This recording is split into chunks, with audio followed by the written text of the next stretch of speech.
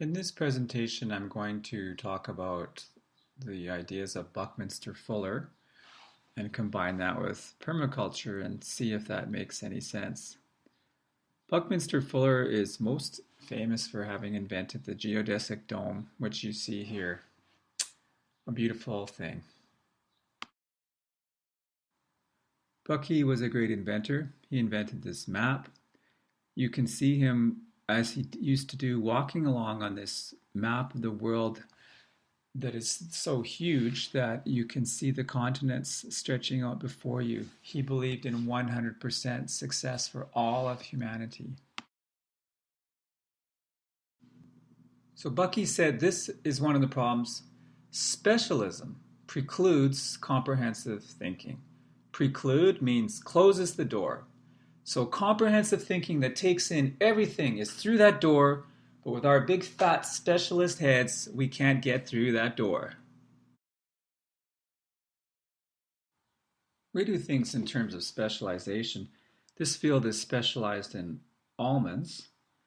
We factored out the insects, we factored out the weeds, but you know what? We need bees to pollinate the trees, and there are no bees that can live here. So what we do is we bring the bees in by trucks. Bees have become the slaves of industry. On the road again. Alcoholism among bees has increased significantly since this practice. Seriously, bees are dying because this is too hard on their delicate spirits. We take their honey and we feed them corn syrup.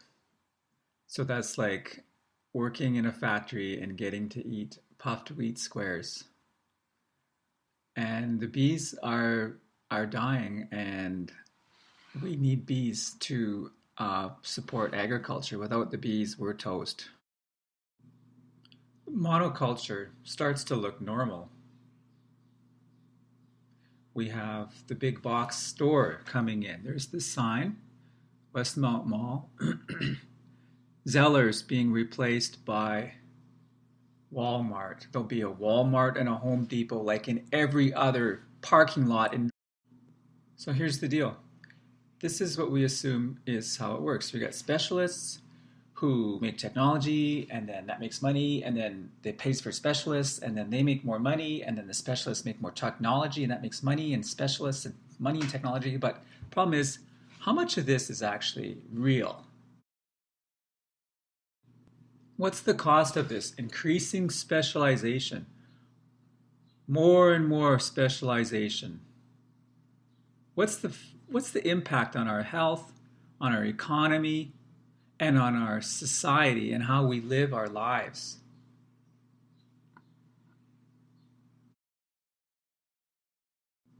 Here's that classic Supertramp album cover. Crisis? What crisis? And here we have another specialist. And this guy is the specialist in chillin' with his dark glasses. And that's also a specialization. Obviously, a certain amount of specialization is good. Here is nature's amount. The bee colony. You have the queen, the workers, and the drones. Queen and the workers are working and the drones are off watching hockey. And it's all good.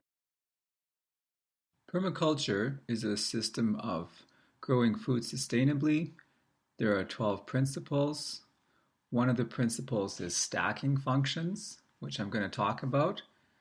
12 principles, it's kind of like 12 steps, a 12-step program for the human race to get sane. How many functions does a tree have? It holds the soil together, provides stability, provides shade, provides structure, provides fruit, provides wood. And the Service Credit Union has many similar multiple functions. This is what specialization has come to look like. It looks like a prison camp. What did these chickens do to deserve this fate? And who are the Nazis behind this criminal action? This shows a less specialized way to do chicken rearing. Stacking functions. The child is learning about the chicken that she's holding. They feed the chicken their table scraps, and then they eat the chicken. Can jam only be made by specialists, by craft? No, this is about fruit rescue. People come in and take unwanted fruit and make stuff out of it. And they make friends and they make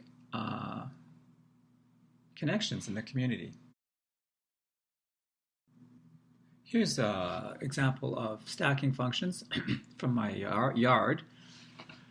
The desk, I'm recycling the desk. It serves as a clothes hanger, as a pot holder, and it separates the patio from the lawn. Stacking functions. Which is one of the cool reasons to do non-specialism. Like, I'm doing my own compost here. I'm meeting people, I'm having fun, and I'm making some compost, and I'm growing some peas. So I feel good. I get out in the yard. Bucky used a rudder metaphor for changing society. The orange one is the rudder. It's hard to turn. The boat is the red one. The orange one's hard to turn. But the little yellow one actually can turn the orange one, and the orange one turns the boat. It seems to be about relating directly to the power that we are. And that power can flower like a flower as a natural thing that serves many functions.